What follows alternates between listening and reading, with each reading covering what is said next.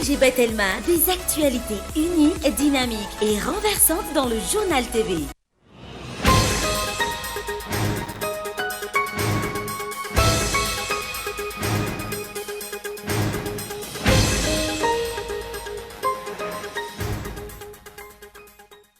Tsy mbolana azo ny volana teto ireo mpandrarana maliny ny tsenam-barim-panjakana na ireo fournisseur. Ireto faran'izay nanamafy fa efa nalefa azy voarain'ny fanjakana avokoa ireo entana, saingy tsy mivoaka ny vola ary tsy misy ny fanazavana azo. Nahiditra mponjavonjy maika ireo mpianatra iendata amin'ireo 7 natao famitorana ho malotolakandro. Izy ireo izay voasarindrotra amin'ny raharaha fandorana trano sy fandratrana mpianatra. Niseho tao amin'ny oniversiteny Mahajanga ny 20 febroary. Manameloka ny endrika trafika sy fanondranana olona ntsokosoko avy eto Madagasikara ny Organisation Internationale pour la Migration araka ny fanambarana izy ireo tamin'ity androany ity. Taorian'ny lozan-dranomasina tany amin'ny distrika Nambilibe, izay namoizana ain'olona 12 farafahakeliny. Hoentitra ny sazy ho an'ny tompon'antoka tamin'ny fitateran'ireo olona ntsokosoko ireo, hoy ny ministra ny fitsarana androany. Amam-bolana maro no tsy hitany melaka ny gouvernoura paritra ho ireo olom-boafidy any an-toerana amin'izao fotoana, ka misedra olan'ireo komuna sy distrika. Ho an'ny komuna be tanatana manokana, tapaka tanteraka ny lalana mampitohy ny komuna sy ny faritra melaka.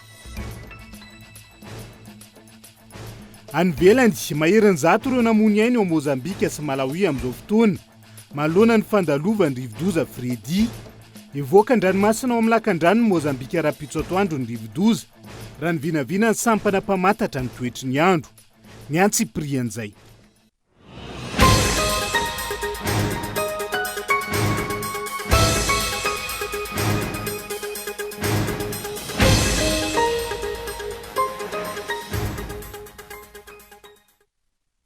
Migadony indray ny amin'ny valora alina fotoana ny fampalalam-baovao amin'ny fiteny malagasy eto amin'ny fahitalavitra kolo atena ny araba ary manasanao ihany koa anaraka izany hatramin'ny farany.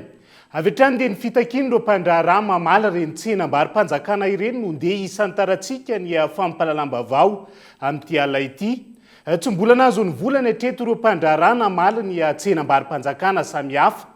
Ireto farany izay nanamafy fa efa nalefa ny 7 voarainy fanjakana avokoa ireo entana samihafa, saingy tsy mivoaka ny volan'izy ireo amin'izao fotoana izao ary tsy misy ihany koa ny fanazavana azo ao anatin'izay. Gaeton Andriatsilavo.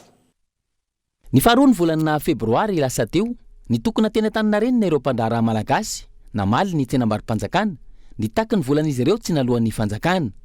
Hatramin'ny androany, tsy mbola nisy ny fandoavan'ny fanjakana ny volan'izy ireo. Ary ny tena mampitaraina ireto mpandraharaha ireto, voalaza fa efa nisy ny ordre de virement nalefa ny trésor, saingy tsy misy akory ilay vola. Efa nisy ihany ny fangatahana fandoavana ny vola ireo nefa dia mbola tsisy valiny hatramin'izao. Misy ny sasany mahazo vea ordre de virement fa tsisy vola mivoaka ny banky, izay tsy fantatra hoe inona ilay antony, tsy misy ve ny vola sa inona marina. Zany zavatra zany nefa dia miteraka sakana goavana amin'ny fampandrosoana firenena satria tsy fenina fa ny zavatra mivoaka eo vola GPN eo alohan'ny fanjakana eo ny asa vita. Raha matoa nisy asa vita, misy PV de réception, dikan'izay paiement, mazava be izay zavatra izay nefa tsisy vola hatramin'izao azon'ny mpandraha rehetrarehetra. Fa ny fangatahana zany indrindra no tena ventikevitra tena iaroso dia hoe mangataka izay sady mitady fanazavana hoe aiza ho aiza ny fandoavana ny volanay amin'ny fanjakana amin'izao fotoana izao.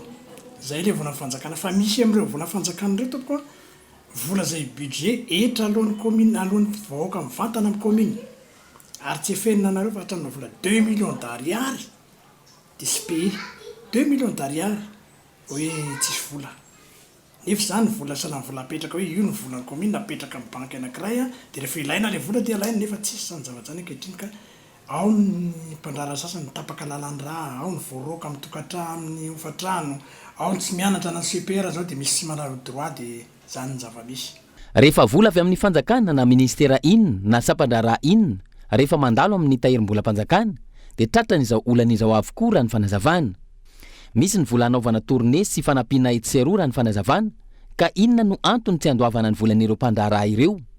Io ny fanontaniana iandrasana valiny avy amin'ny mpitondra sy ireo tompon'andraikitra. Misy ihany ny vola mandeha naniny sero nefa je vola kely nataon'ny mpandrara reo asa vita nefa de tsy behena sy fantsy hoe ao ve le vola sa tsy ao ka mba mila valiny satria efa maro ihany zay fitakinana lefi zay fa hatran'izao tsisy volony nefa tsy fenina fa vato misakana lehibe de lehibe ny fitoram-panjakana io raha tonga ny fividianana satria mitaraina ny vahoaka hitanareo sara mifotodrafitraza tsy mandeha mizay tokony ho izy am'izao fotoana zao a na ny agny commune na ny any zao tsisy entreprise sony hoe soumissionna amin'netsaka asa ankehitriny satria tsisy vola ny eo tsy vita hitanareo koa regny cyclone misy zavatra tran'izany koa ministera tratran'le cyclone tamin'ny faritra vatovavy sy any regny a de rava ny fotodrafitrasa sasany a nefa ny vola mbola sy be a de miteraka fasairanana izy io tsy sanatria kory hoe mitory fanjakana sanatria ny vava fa mangatam-panazavana fotsiny kosa zay hoe mba omeo valiny re mba pe eo re zahay fa tena mijaly fa jiroanovana ny taranaka faramantimy ankehitriny tafiditra ao anatin'ilay antsoina hoe vesatra efa mahazatra na charge fixe ny resaka fampitaovana andrinana ny fanjakana ka mahagaga ny tsy amoahana ny volan'ireo mpandrara ireo tranga izay mampatsiahy ny fitakiana sy ny antsoafo nataon'ireo orinasa mpanao lalana izay tsy randray ny volany ihany koa ny ohatry ny rotaona ny fitakiana nataon'ireo orinasa mpanao lalana ireo ka sanatria ho tahaka izany ihany koa ve ny anireto mpandrara namaly ny tsenam-bary-mpanjakana mitaky ny volan'ireto manamafy ve ity tranga ity fa tsy misy vola ny fanjakana malagasy ankehitriny sa entina mitety faritra amin'ny fitaovam-panjakana isan-karazany fanontaniana mipetraka izay fa azo hitarafana sady no mety ho fitany lanana tsy ho an'ny fitsarana avy momba lalam-pandrenana ny famaliana izy ireo ny ataky izay nataon'ireo solombavam-bahoaka farany teo ho ny solombavam-bahoaka ny Vangaindrano Joasy Leonor tamin'ity androany ity velona iaraka izany izy ireo ny mety ho fiandaniana ataon'ny fitsarana avy momba lalam-pandrenana amin'ny fitsarana ny fividianana filohan'ny pirenena sy ny fividianana rehetra ho avy izay ho tanterana eto amin'ny tany sy ny firenena manomboka amin'ity taona 3 ity Henri Florion velona aiay amin'ny fomba fiasan'ny fitsarana avo momba ny lalam-panorenana ny ACC ireo solombavam-bahoaka ankehitriny taorian'ny fandavan'ity rafi-pitsarana faratampony ity ny taky izay nataon'izy ireo momba ny antony nanafoana ny motion de censure na ny fitsipaham-pitokisana sy ny fitsabany filoham-pirenena tamin'ny raharahany tokantrano ny solombavam-bahoaka teny Tsimbazaza mampametra-panontaniana iny valinteny ny ACC farany teo iny hoy ny solombavam-bahoaka ny Vangaindrano ny azoko ambaka angambany de hoe mampametra-panontaniana manodidina ny izay tany-tandalana eto amin'ny tany sy ny firenena izay satria zavatra tsy voasoratra ao anatin'ny lalam-panorenana tsy voasoratra ao anatiny fitsipika anatiny feny antemeram-pirenena milazalaza mikasika ny fanatanterahana ny fitsipaham-pitokisana no nametrahany fitsarana avo momba lalam-panorenana ny fanapahana izay navoakany azo amaritana ny mety fomba fiasan'ny fitsarana avo momba ny lalam-panorenana ny fanazavany iny ny valiny taky izay nataon'ireo solombavam-bahoaka iny io fitsarana avo momba lalam-panorenana io no itsara raha mpitso ny fividianana izay ho tanterahana eto amin'ny tany sy ny firenena ka hoia hoe mety izy ve sanatria fanapahana tsy miainga avy amin'izay voasoratra ao anatin'ny lalàna velona miatra eto amin'ny tany sy ny fanjakana teraka ny aya izy tomanay lakolosy sy ijery lazana sahady hoe ho aiza indray zany no mety ho famakina izay mety ho fizotra ny fividianana raha mpitso any satria mbola io fitsarana io ihany no itsara rehefa tonga amin'ny fotoana ka mety hiainga indray ve amin'ny zavatra izay tsy voafaritra ao anatin'ny lalàna misy sy miatra eto amin'ny firenena amin'izao fotoana izao nambaran'ity solombavam-bahoaka ity fa dingana ihany no nataon'izy ireo fa fomba maromaro ihany koa no azo ametrahana ny fampandaran-dalàna eto amin'ny tany sy ny firenena fa iazo any mahajanga vetivetsika ao anatin'ity vaovao mandidina ny tontolo ny fampianarana ity mpianatra miisa endata amin'ireo 7 natao famitorana ho maly tolakandro no nahitra ponjavonjo maika taoriany raharaha fandorana trano sy fandratrana mpianatra izay niseho tao amin'ny université ny mahajanga ny 20 ny volana febroary lasa teo nahiditra ponjavonjo maika ireo mpianatra miisa 9 amin'ny rahalahy tomponantoka tamin'ny fandorana tranona mpianatra sy fandratrana mpianatra maromaro tao amin'ny université ny Mahajanga izay niseho ny 20 febroary lasa teo raha tsy ahivina tsy fifankazahoana teo amin'ny samy mpianatra taoriny ny filalaovam-baolina teo amin'ny mpianatra avy any Analalava sy mpianatra avy any Bealanana no nahatonga ny savorovoro. Ny tolakandro ny alatsinainy 13 ny volana Martsa no niatrika fampanoavana ireo mpianatra voaroiroy tamin'io raharaha io. 17 zany no niakatra fampanoavana omaly mikasika niny raharaha iny. Marina fa andiana mpianatra anankiroa no nifandona tamin'iny raharaha iny ka ny 7 avy amin'ny andaniny ary ny 10 avy amin'ny ankilany zany. No nivesatra ny anjady amin'izy ireo dia 9 zany no nampidirina amponjy avonjy maika mandrapatonga ny fitompitsarana azy ireo ka ny 3 avy amin'ny andaniny, ny 3 avy amin'ny ankilany. Izany natao mba ho fampanjakana ny tany tandalana. Vesatra 3 samihafa no nanenjena ireo mpianatra ireo taoriany ny famotorana natao azy ireo. Ny fandorana fananam-panjakana vonisiratra izay nomanina mialoha ary fandratrana olona ka niteraka fahasembanana zany. Izay no nanenjehana ny andaniny sy ny ankilany mikasika ny raharaha iny dia koa moa ny fikambanana izay fikambanana jolahy zany amin'ny fanaovana zavatra ohatran'ireny. Efitrano maromaro tao amin'ny bloka larana 12 ny mpianatra avy ao Analalava no maikilan'ny afo tamin'io fotoana io ary mpianatra iray no fantatra fa mitondra takaitra ara-tsaina vokatrio fifandonana niseho tao amin'ny campusny universitény Mahajanga io. Avy any Mahajanga sika dia andao hiazo vetivety ny distrika Nambilobe fa makasika ny lozan-dranomasina tany an-toerany. Namoaka fanambarana manameloka ny endrika trafika sy fanondranana olona antsokosoko. Avy eto Madagasikara ny OIM na ny Organisation Internationale pour l'Immigration tamin'ity androan'ity taorian'ny zavanitranga tany amin'ny distrika Nambilobe izay namoizana ain'olona 12 farafahakeliny. Ny sampandraraza nilaza ihany koa ny ifanohana amin'ny fitondram-panjakana malagasy ifezana ny fiondranana antsokosoko izay tsy nitsahan'ny tombo nanomboka ny taona 2022 saingy tsy voafeny fitondram-panjakana malagasy ny momba azy amin'izao fotoana izao. Manoloana ny lozan-dranomasina namoizana ain'olona 12 farafahakeliny tao Ankazomborona komina Beramanja distrika Nambilobe ny aliny 1 Martsa lasa teo manameloka ny endrika trafika sy fanondranan'olona antsokosoko ny OIM na ny Organisation Internationale pour l'Immigration araka ny fampitabaovao navoakan'izy ireo androany. Tany tandalany Madagasikara ka tsy maintsy andraisana fepetra ireo tompon'antoka amin'ny fandikan-dalàna tamin'ny fitaterana ireo olona 770 ireo hoy ny ministra ny fitsarana. Malalaka ianao mivezivezy ny mpitatitra koa hoe misy koa ny hoe zoan'ny mpitatitra ny hoe mitatitra olona andranomasina tsy andraikitray moa izay kanefa ny tiana tsindriana dia hoe misy ny lalàna velona ary manamafy an'izay izay hoe raha vao marina fa nisy ny tsy fanajana lalàna nahoana ny ministera ny fitsarana izay andreketanay rehefa voaja fa misy ny fandikana lalàna dia tany tandalàntsika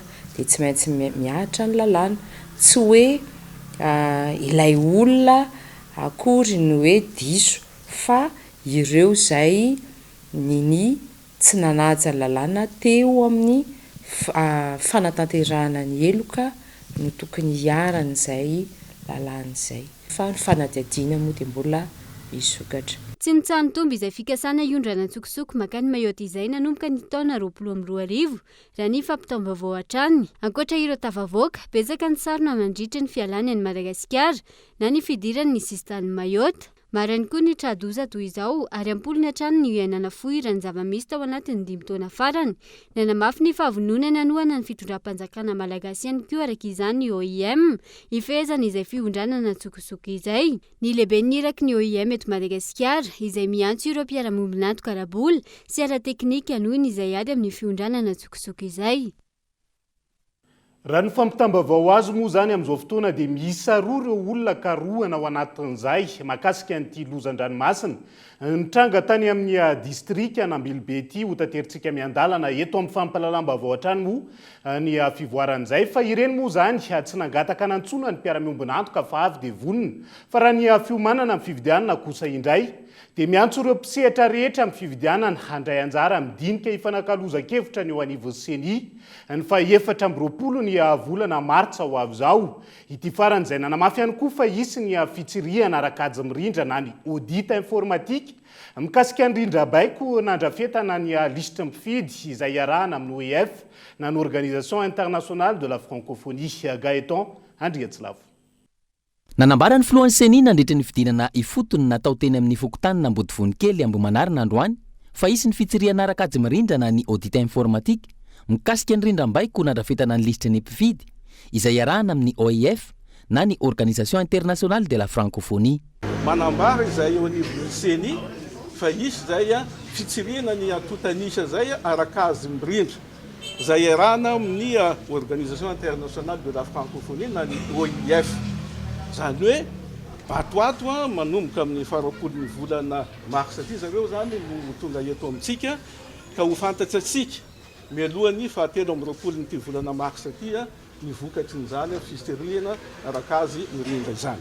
Iantoana ny zotra-pifidianana azo antoka sy mangarahara anatanteraka dinika fifanankalozan-kevitra izay anasana ireo solitena avy amin'ny firaisamonina politika, firaisamonim-pirenena, ho lafitry ny mpanao gazety, solitena avy amin'ny hainy vakijery, ireo solitena avy amin'ny mpisolo vava, ireo ray aman-drenim-piangonana ary indrindra ireo avy amin'ny vondrona iraisam-pirenena ny seni ny zoma fa 20 ny volana martsa ho avy izao. Ny toerana sy ny teboka manodidina n'izany dinidinika sy fanankalozan-kevitra zany dia ho ampitaina amin'ny manaraka ihany fa dia anio zany izahay dia efa afaka milaza amintsika fa isy ny dinidinika, isy ny fifanankalozan-kevitra mba ananatsika zotra-pifidianana azo antoka mangarahara dia ho atao zany eto Antananarivo amin'ny fa 20 volana mars.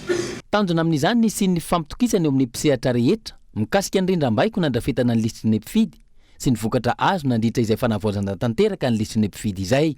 Antenaina araka izany fa ho raisin'ny seni ireo sosikevitra atolotra ireo mpisehatra sy ny mpanara-maso ny fifidianana rehetra aorian'ny odinika fifanankalozan-kevitra io. Fanoa mampisy ny fanadiadina izay nataony ny mpanao gazety ny France 24 nandritra ny fidinana izay nataony tany Ikongo. Fa misy ny fivarotan-janaka any an-toerana noho ny fahasahiranana sy ny anoanana mianjady amponina amin'izao fotoana izao trangy izay voalaza mpitondra fanjakana fa fanakorontanana ny nina natao hatr'izay. Henri Florian.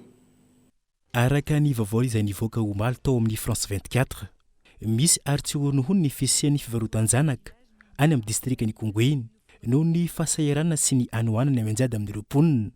Taoriny ny taketra navelany ny rivodoza teo aloha nanampitrotraka ihany koa izao rivodoza Fredy farany teo izao. Raha ny hita andro maromaro sy ao anatin'ny fahasahorotana tanteraka ny fahafahana miazo ireo toerana tena iarany mosary any amin'ity distrika ity.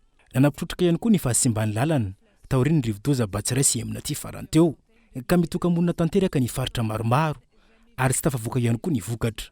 Fianakaviana Anarivo no miaina ao anatin'ny fahasahiranana vokatra izany. Ity renim-pianakaviana iray ity izao nijoro vavolombelona fa nisy ny renim-pianakaviana nanantona azy ary nilaza fa izy rery no mitaizany zanany miisa 7 ary nandalo teo aminy nivarotra ny zanany ny 12 taona. Nambaran'ity renim-pianakaviana ity fa tsy tokony hamidy io zanak'ilay olona io na nanantona azy. Raha nanontaniana ny vidiny hivarotany azy namaly iray renim-pianakaviana fa 7 ariary no amarotany io zanany 12 taona eo sy vitany ho izy ny amelona io zanany io ka namidiny. Nadritra ny fandalovany governoram-paritra tany an-toerana ihany koa ny volana janoary lasa teo no sahy nilaza ity renim-pianakaviana ity fa misy io tranga fivarotan-janaka io saingy no tapahan'izy ireo ny fijorona vavolombelona izay nataony. Tsy noraisin'izy ireo antsara ihany koa izany ny fijorovana vavolombelona nataony renim-pianakaviana ity izany. Ankoatra io misy ihany koa ireo zaza izay hita navelandray aman-dreny teny rehetra teny no ny fahasahiranana any an-toerana. Renim-pianakaviana hafa no nandray azy noho izany. Taorinin'ny faharavan'ny fambolena noho ny rivodoza, sakafo tsy zarazara sy tsy fihinana no voatery ho an'ireo mponina amin'izao fotoana izao. tsy misy azo hoanina intsony any antoerana toy ny mangaso sy ny maro hafa fa ny pikipiky no alain'izy ireo ho atao sakafo. Ankizy maro raha teo no tratry ny tsy fanjari-sakafo araka ny tarehimarika avy amin'ireo mpilatsaka an-tsitrapo. Médecins Sans Frontières miasa any Kongo. Raha iverenana ny teto amin'ny fahitalavitra kolo no namoaka voalohany ity tranga mahakasiky ny fisian'ny fivarotan-janaka atao i Kongo ity. Saingy nambadana ireo tompona ndraiky mpanjakana fa vaovao diso ary nolazain'izy ireo ihany koa fa tsy misy izao tranga izao. Ankehitriny fahitalavitra vahiny izay nanao fanadadiana tany an-toerana indray no namoaka izao vaovao izao. Amin'izao fotoana izao ho sahy hilaza ve ny fanjakana fa noforonina sy tsy misy ny tranga fivarotan-janaka any Kongo. Efa nisy ve ny fepetra noraisina manoloana izany sa iandry ny avy any ivelany hilaza tahaka izao vao misy ny fandraisana andraikitra. Fa tsy nanakavana ny fanadiovana ny asa mpitsarana sy ny manodidina azy manomboka izao. Hoy ny mpitahiry ny fitomboka se-mpanjakana no sady ministry ny fitsarana raha ny tafa manokana tamin'ny mpanao gazety ny Kolo TV FM tamin'ity androany ity isan'ny tsy azo ekena hoy izy. Ny kolokolo izay nahavery ny fatokisany vahoaka ny fitsarana ka hoetitra ny fepetra sy ny asa azy izay afaratra amin'ny fanesorandreo tompon'andraikitra voakasiky ny kolikoly sy ny tsy fanarahan-dalàna raha ny fanazavany tamin'ity androany ity. Loha laharana amin'ny sehatra be kolikoly mampitaraina olom-pirenena maro ny tontolon'ny fitsarana sy ny anivon'ny fandraharana ny fonja. Maro ireo manandrara tratry ny fitakiana vola ary tsy azo antenaina ny fahazonany rariny raha tsy miroso amin'izay raha ny fitarainana voaray izay namafisiny ny tatitr'ireo firaisamon'ny pirenena misehatra amin'ny fampanajana ny zon'olombelona. Androany tsy nisorona ny ministry ny fitsarana mpitahiry ny fitomboka se-mpanjakana nanamafy nandritra ny tafa nanokana ny arahany tamin'ny mpanao gazety ny Kolo TV fa tsy hananan-kavana ny fanadiovana ny asa-pitsarana manomboka izao. Marina tokoa fa hoe iandraiketan'ny miray miaraka iandraiketan'ny ministeran'ny fitsarana ny eny anivon'ny fonja ho jerena manokana mihitsy mahakasika an'izay ary amin'ity volana miditra manaraka ity dia isy ny fiforiana atao miaraka amin'ireo mpiandraikitra eo anivon'ny mpandrarahan'ny fonja. Misy ny fepetra izay ho amafisina eny anivon'izy ireny mety ho tonga hatramin'ny hoe fanoloana izay tompon'andraikitra hiverina fa mikoragora. Isy ny fitsirihana izay ao atao mahakasika an'izany tsy hananakavana izany fa rehefa tokony hisolo dia misolo. Ho voakasika izay fanenjehana sy fampiatona amin'ny asan'izay avokoa araka izany ireo tompon'andraikitra isa tokony mandrafitra ny fitsarana ahitana ny mpitsara ny mpirakidra sy ny mpandrarahan'ny fonja. Na izany na tsy izany miantso ny olom-pirenena tsy ankanavaka indrindra ny iaran'ny trangana kolikoly na ny tsindry azo lena isan'ny tokony ihany koa ny ministra hifanometana anazy ireo amin'ny fanadiovana ny asa-pitsarana sy ny tontolon'ny fandraharana ny fonja. Fa za koa dia manentana foana hatrany olona hoe raha misy ny zavatra mampiahay aty anivon'ny fitsarana aty amin'ny ministera dia misy ny atao hoe service de doléance afaka tononareo ametrahanareo fitarainana. Raha izay fa koa misy ny atao hoe service inspection aty amin'ny ministeran'ny fitsarana andray andraikitra izy io atoato ary verinanao fitsirihana izay fitsarana ho tsy tononoka eto moa izany fa isan'ny zavatra lehibe ao anatin'ny ady amin'ny kolikoly ny fanatanterahana indray izay hoe fitsirihana eny anivon'ny fitsarana izay. Manodidina ny 4 isan-taona ny antota taratasy nady tsy vita fitsarana ka lasa vary mangatsiaka eny an-toerana hatr'izay. Isan'ny mila afainganana ihany koa araka izany ny fitsarana saingy anatin'ny tsy fitany ilana hiverenan'ny fahatokisam-bahoaka. Ny momba io izay fanamby napetraky ny filoha araky ny fivorianany arahany tamin'ny filan-kevitra ambonin'ny mpitsara ny volana novambra 2024 saingy tsy totosain'ireo ministra maro ny fandimby teo anivon'ny ministeran'ny fitsarana ny fampiarana azy ka isan'ny andrasana amin'ity ministry ny fitsarana vaovao ity ihany koa. Dia izay ihany koa no hoentintsika misety vetivety anaty doka fohy ny mahakasika ny governorany faritry melaka izay tsy tazana any an-toerany intsony amin'izao fotoana efa mbolana maro moa izany ka mampitarainy ireo olom-boafidy amin'izao fotoana izao. Eo ihany koa ny fitakian'ireo mpiasa eo anivon'ny Institut National de Sciences et Techniques Nucléaires izay mangataka ny horaisina mpiasa-mpanjakana ihany koa rehefa avy eo no anarahantsika izay mandrapitafa vetivety ary.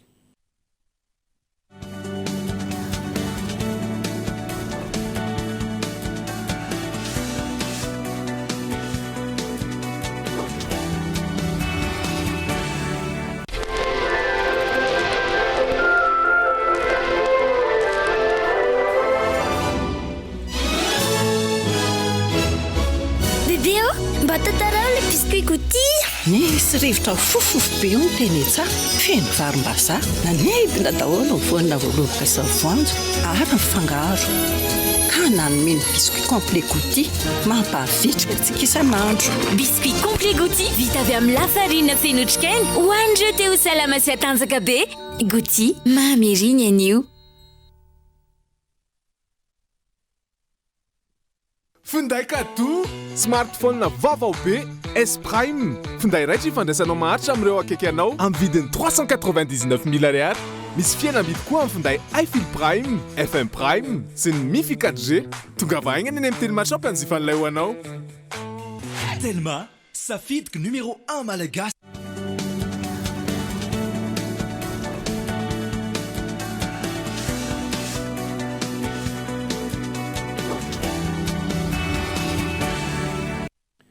Mamena ny arabatra ny tonga lasy tonga vavy tonga soa indray atao anatin'ny tapany faharoa amin'ny fampalalamba-bao amin'ity ala ity. Isan'ny tarantsika izay dia efa mbolana maro no tsy hita ao melaka ny governoram-paritra ho ireo olom-boafidy any an-toerana ka misedra olana manoloana io ireo komuna sy distrika. Ho an'ny komuna Betanatana manokana tapaka tanteraka ny lalana mampitony komuna sy ny faritra melaka amin'izao fotoana izao. Henri Florian. Velon-tarena manoloana ny tsy fahitana ny governoran'ny faritra melaky nandritra ny fito volana ireo olom-boafidy any an-toerana amin'izao fotoana izao. Tsy misy mandeha araka ny tokony ho izy ny asa fambarotsony eo anivon'ny faritra ary iray ao amin'ireo komuna misedra olana ao anatin'izany ny komuna Betanatana izay 120 kilometatra miala ny renivohitry ny faritra misy azy. Tapaka ny lalana ankehitriny ary tsy hita ny governoran'ny faritra iny amin'ny tokony hamoana ny lelavola hividianana solika ho an'ireo engin izay nomeny ny fanjakana ho an'ny faritra. Situation misy amizao anefa tapaka ny lalana tsy miakatra ny vokatra le vahoaka ho Betanatana sahirana rabola le maintrano sahirana rabokatra ka misy ihany ny solution raha atao eo surtout resaka déviation io. Monsieur le président anao nanome matériel efa misy agent eo ny sahanala moa efa niatoka an'izy io nandeha eto ny carburant efa ny olana dia tsy haiko tsony ahoana ny eo amin'ny gouvernorat amizao tsy haiko manahoana anao ve sa tsy anao le vahoaka ato mijaly eo koa manko raha anao sahirana ka misy ray aman-dreny eo hafa ihany zay ambany moraly satria hatramizao gouverneur-nay tsy tonga tsy hoe manaratsy fa le absence neto nefa izy no ray aman-dreny voalohany eto lasa sahirana zahay tena sahirana. Mampirongatra ny tsy fandriam-pahalemana any an-toerana ihany koa raha ny fanazavana ny tsy fisokafa ny toeram-pitrandrana vato izay isan'ireo fotom-pivelomany mponina ao an-toerana. Antsova araka izany no ataon'ireo mponina mba hijerevana ny olana misy amin'izany toerana izany indrindra fa ny tsy fahitana ny governoram-paritra efa volana maromaro izay. Raha ny fantatra isan'ireo komuna afokafoky ny faritra melaka ny ao Betanatana izay ahitana mponina mahery ny 700 sy 1 alina. Asa hoenakaiza aloha zany ny gouvernoura ao anatin'izay fa miakatra isan'andro ny vidin'entana fampiasa amin'ny fiainana andavanandro indrindra ny vary izay foto-tsakafo ny malagasy ankehitriny mironany amin'ny fitadiavana any amin'ny fividianana vary stock ny ankamaroan'ny mpanjifa ankehitriny raha ny zava-misy eny an-tsena no jerena Anja Robert. Mampikaikaika ny ankamaroan'ny malagasy ny vidim-piainana amin'ny ankapobeny eto amintsika. Tsy misy entana tsy ahatapiakarana indrindra ireo entana fampiasa amin'ny andavanandro. Efa tafiakatra arivo-ariary ny iray kapoaka amin'ny vary gasy eny an-tsena raha manodidina ny 700 ariary izany ny volana febroary lasa teo miankina amin'ny kalitony vary io. Vokatr'izay mirona amin'ny fividianana vary stock ny sara babembahoaka ny vary stock izay tsy nahitapiakarana fa mbola 700 ariary ny iray kapoaka ka mahasarika ny maro. Tena miakatra aloha le fiainana tena enjana be zany le vidim-piainana amin'izao. Tena tsy zakan'ny olona tsony fa tena mafy tena mafy. Ohatrana zao zamika raha misy an'andro dia ohatrany hoe tsy voakontiko tsony zany le vola fa zay hita dia tsenana zay hita dia tsenana. Vidim-bary lafo fa ny stock zao mba moramora dia lasa stock no hohanina. Tsy afaka mihinana hoe makorika na riz de luxe reny fa stock mba 700 sy 700. Enjakenjana le fiainana mbola mety zaka ihany izy fa tokony mba andraindraiky zany fandrakana zany amin'izao zavatra zao. Teo aloha kely teo 25 000 zao anatin'ny ray andro. Zao nefa efa lany efa ohatriny anatin'ny ray andro eo amin'ny lany 50 000 ohatr'izany. varotsy loka dia charbon. Misy fiantraikany amin'ny fahefa-mividin'ireo mpanjifa noho izany ny fiakaran'ny vidin'entana amin'ny ankapobeny, ny ankamaroany izay nampiana ny fatram-bary ovidiana ho an'ireo mpivarotra etsy ankilany tsy mandeha ny tsena. Roanjato sy telo zao makolika dia lasa efajato sy telo, ny vary gasy 3 lasa roanjato sy telo, vary stock ihany tsy misondrotra. Tena ambany be zany fahefan'ny fividianan'ny olona amin'izao. Misy tena mividy tapakapoka, tena tsisy tsena. Farany volana isan'andro mba misy tsena fa zao tena tsisy tsena mihitsy. Tena mihena mihitsy, tena lasa nena be mihitsy amin'ny fahefa mividy amin'ny olona vary amin'izao. Taloha zao ny olona raha mahazaka amin'ny kitapo na tapa-kitapo, zao lasa tsisy mahazaka an'izany tsoa fa olona vitsy kely mihitsy ny tena hoe mahazaka an'izany vary ray kitapo izany. Nefa taloha tena tamin'ny herintaona, fa tamin'ity taona ity ny olona lasa tsy dia mahazaka an'izany tsoa. Fiainana tena hita hoe mihasarotra, tena mihasarotra mividy mpiainana amin'izao. Amin'ny lafiny rehetrarehetra mihitsy ny lasa misonrotra daholo ny vidin-javatra rehetra na PPN na vidim-bary na saribao dia miakatra daholo. Nanomboka ny fiandohan'ny taona 2024 tsy nitsahatra niakatra ny vidin'entana eny an-tsena ho an'ny vidim-bary gasy, efa impito niakatra hatramin'ny fiandohan'ny taona io. Fa mangataka ny andraisana ho mpiasa-mpanjakana ireo mpiasa ao aminy eo anivony INSTM ny Institut National des Sciences et Techniques Nucléaires. Ny INSTM izay ivitoeram-pikarohana sy fampiofanana nasionaly eo ambany fiahin'ny ministeran'ny fampianarana ambony sy ny fikarohana Aratsian Sagaiton Andriatsilavo. Manodidina ny 70 amin'izao fotoana ny mpiasa eo anivony INSTN na ny Institut National des Sciences et Techniques Nucléaires. Tsy misy afa-tsy ny 100 amin'izy ireo anefa no mpiasa-mpanjakana. Maro amin'ireo mpiasa araka izany no efa niasa tao amin'ny ivitoerana tao anatin'ny 20 taona ka tsy mbola voaray ho mpiasa-mpanjakana hatramin'izao. Araka izany, nanao fanambarana fitarainana amin'ny ministera tompona andraikitra ireo mpiasa ny maraina teo. Tsy tokony hisy ny fanavakavahana amin'ny fandraisana mpiasa-mpanjakana amin'ireo sapa-pikarohana maro eo ambany fiahin'ny ministera hoy izy ireo. Raha oharina amin'ny ivitoeram-pikarohana hafa eo ambany fiahin'ny ministera fampianarana ambony sy fikarohana ara-tsiansa toy ny Senerite, CDST, PPCT, CNRO, CNARP, CNRE, FOFIFA, IMFAFET dia manana ny mampiavaka azy tokoa ny INSTN Madagasikara. Nefa izy reriany no ambany dia ambany ny tahan'ny mpiasa-mpanjakana na mpikaroka na mpandraraha eo aminy. Araka izany dia mangataka amin'ny fanjakana mahefa izahay ny mba hijerena akaiky anay mpiasa eto amin'ny INSTN Madagasikara fa mahatsiaro tena ho zanak'kely hafa izahay ary tandomondoza ny tontolo ny asanay sy ny mba hampidirana anay ho mpiasa-mpanjakana. Ny taona 2017 tsy ahivina no nisy ny INSTN Madagasikara ary mampiasa ny teknôlôjia nukleary hampandrosoana ny tanindrazana sy ny malagasy. Andraikitry ny INSTN ny manara-maso ny fitaovana mampiasa taratra nukleary eto Madagasikara. Ny fitiliana izay mety ho fisian'ny singa nukleary amin'ny sakafo afarana na aondra ny Madagasikara. Fitiliana ireo singa mavesatra sy taratra amin'ny tontolo iainana toy ny rano, rivotra ary tany. Ny fanaraha-maso ny mpisehatra mampiasa taratra nukleary toy ny toeram-pitsaboana samihafa sy orinasa, ny famoahana fahazondalana manafatra, mitazona sy mampiasa ireo fitaovana misy taratra nukleary. Lafombaovao hafa kosa indray dia misedra olana noho ny fiovan'ny toetrandro ny famokarana ny kafe arabika ao amin'ny faritra Itasy amin'izao fotoan'izao anka kely ny vokatra azo. Tsy ampy ireo mpisehatra ny fanentanana ary tsy hita mazava ihany koa ny politika nasionaly entina miady amin'ny fiovan'ny toetrandro eto amintsika ka misy fiatraikany amin'izay famokarana ny kafe arabika izay. Gaeton Andriatsilavo.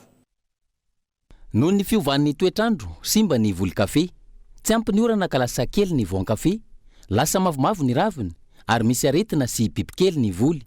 Vokatra izay mena ny vokatra kafe arabika. Taloha zany mamboly kafe dia afaka mamboly kafe ianao na amin'ny fotoana inona na amin'ny fotoana inona, tsy misy aretina, mora velomina.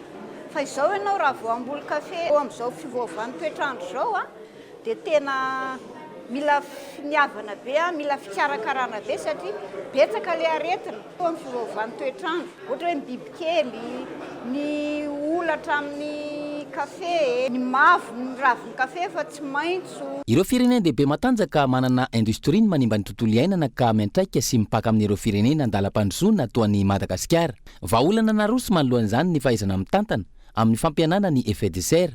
eo ihany koa ny tokony hanana ny firenena politika nasionaly entina miady amin'ny fiovan'ny toetrandro.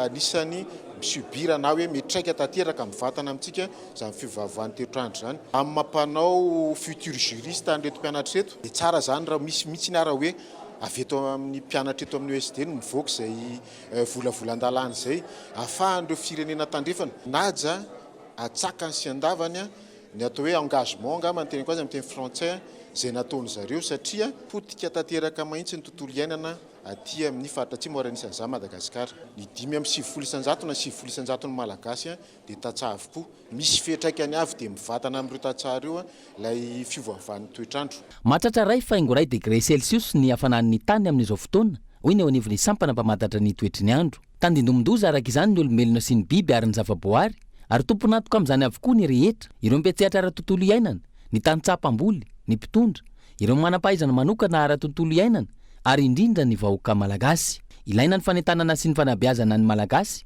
tsy ampiasa arina sy kitay, ary anana fijery lavitra amin'ny fiarovana ny tontolo iainana.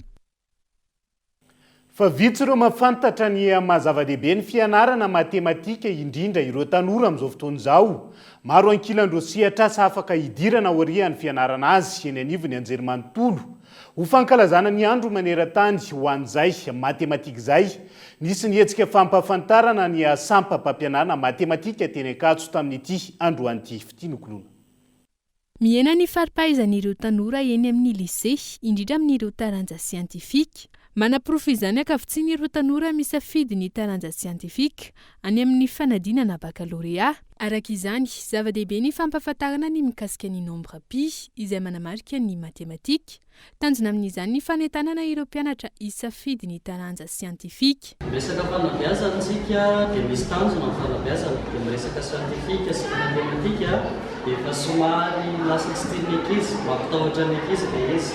Dia natao ilay hetsika manana ny tanjona hoe atao izay mba hananana ankizy vision mahafinaritra kokoa amin'ny matematika mba ahafahany mahafantatra zavatra misy kokoa amin'ilay nombre pi, mba ahafahany ihany koa hisarihana ny saina, hisafidy ny taranja siantifika mba tsy ilay hoe izy versa mampitahotra be foana izy saratra izy lasa formule sy ohatr'izany fa hoe misy tsy ambara-teniny, misy lanazy ampianana andavanandro, misy zavatra mety tsy aposiposina mihitsy fa misy matematika ao anatiny. Eny amin'ny anjerimanontolo, ankavitsiana ireo mahafantatra ny taranja matematika izay zava-dehibe amin'ny fiainana andavanandro. Ny mpianatra matematika zany ny débouché dia betsaka.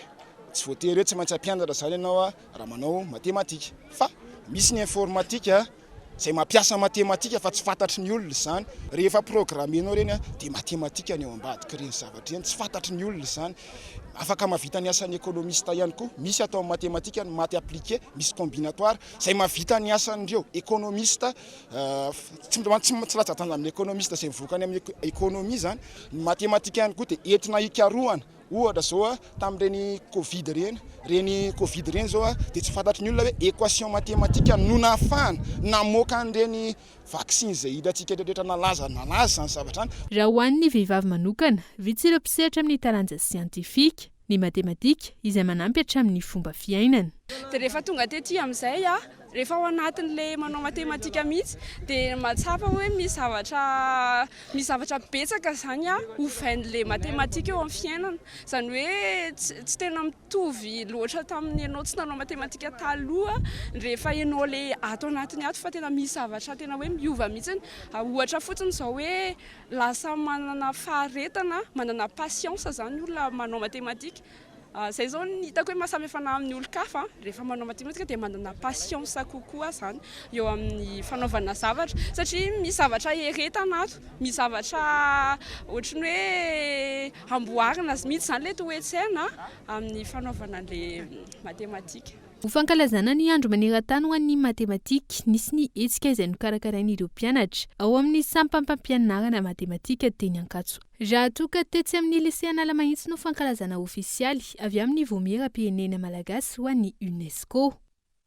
Ilaina amin'ny andavanandro ny matematika raha izay fanadiadiana izay fa asa mety araka ve zany hoe matematika sy ny mozika izay fantaniana ho apetratsika amin'ireo mpanakanto rehefa sendra azy ireo fa ho an'ny androany dia mankalaza ny 70 taona ny Henri Ratsimbazafy Ary efa mahatratra 200 ireo hira nosoratany amin'izao fotoan'izao hanomboka ny fa 7 ny volana martsa ho avy izao ny fanombohany izay fankalazana ofisialy ny fanamariana an'izay hoe fa 7 taona an'izay ka isan'ny fotoam-pivavahana izay atao eny amin'ny fiangonana Akady fotsy moa izany no isantaran'izay amin'ny 2 aprily ho avy izao kosa ny seho lehibe iarahana amin'ny Henri Ratsimbazafy sy ireo mpanakanto niara-ny asa taminy hatramin'izay fitianokolona.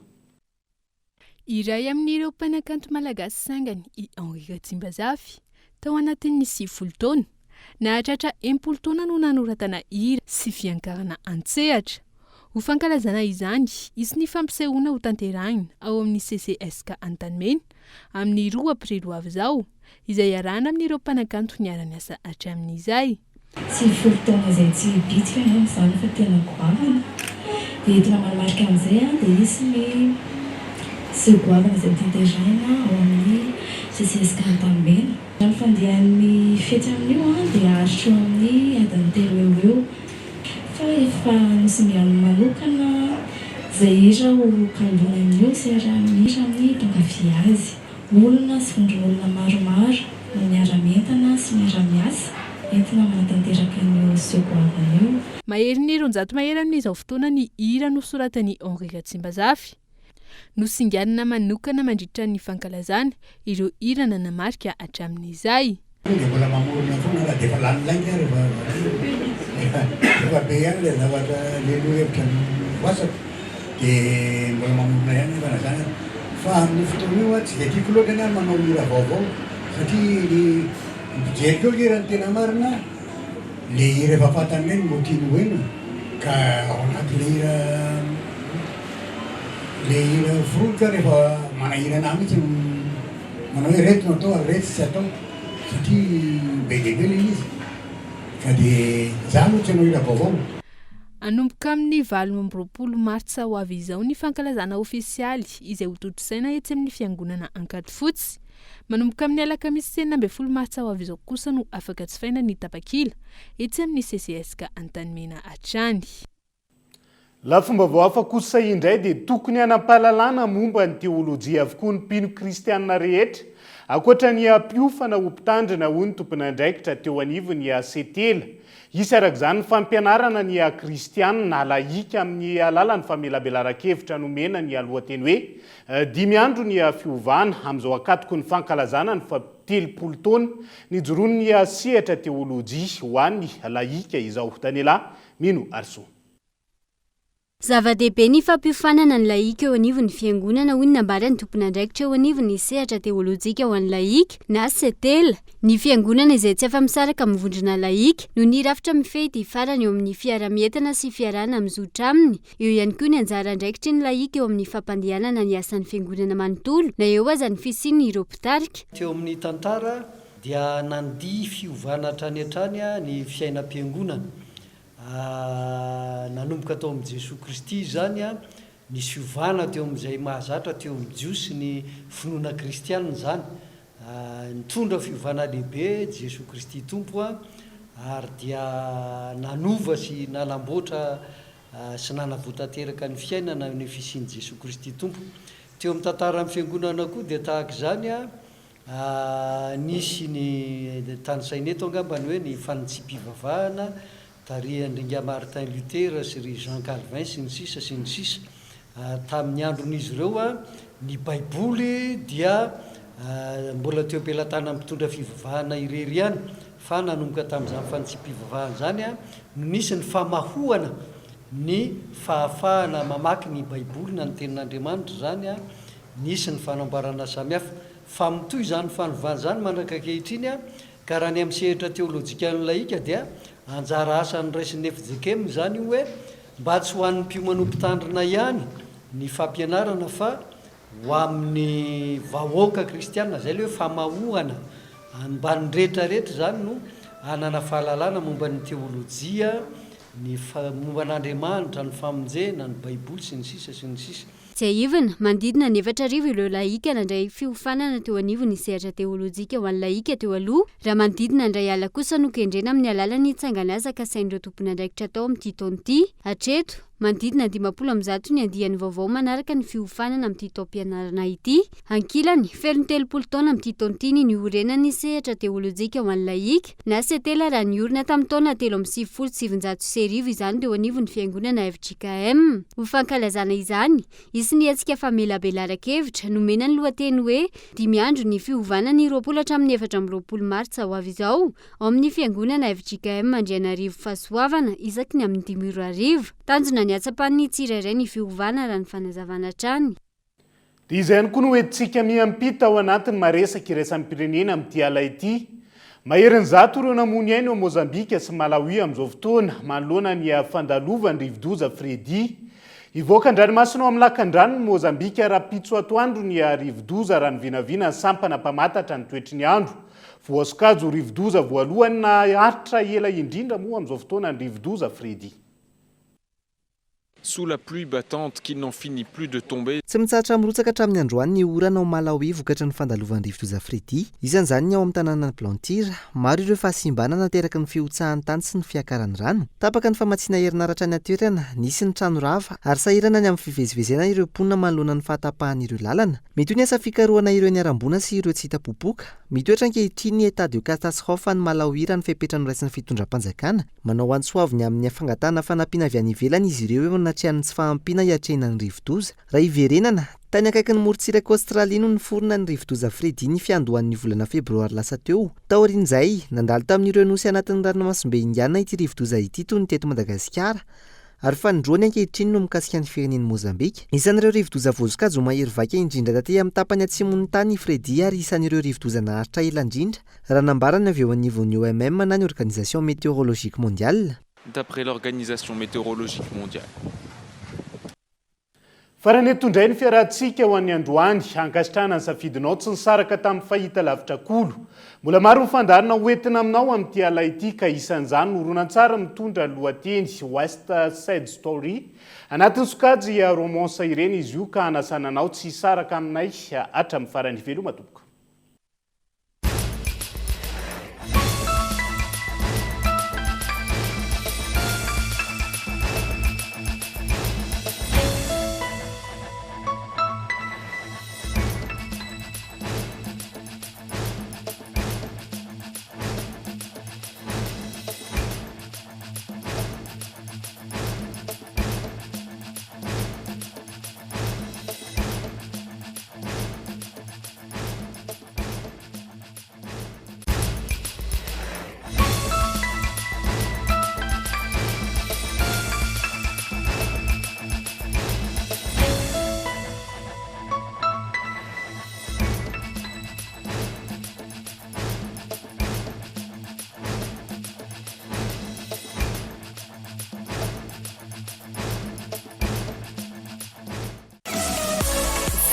Telma, des actualités uniques, dynamiques et renversantes dans le journal TV.